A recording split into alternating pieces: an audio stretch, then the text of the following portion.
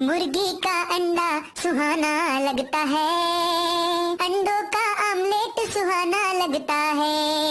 5-5 रुपयों में बिकते हैं अंडे, 5-5 रुपयों में बिकते हैं अंडे।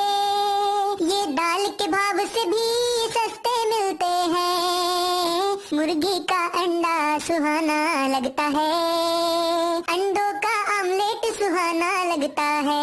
घर घर में बीवियों की मर्जी चलती है, सुबह सवेरे घर में अंडा भुर्जी बनती है। घर घर में बीवियों की मर्जी चलती है, सुबह सवेरे घर में अंडा भुर्जी बनती है। मुर्गी को मुर्गा सुहाना लगता है, अंडे संग मूली चबाना अच्छा है। मुर्गी का अंडा सुहाना लगता है, अंडों का आमलेट सुहाना लगता है।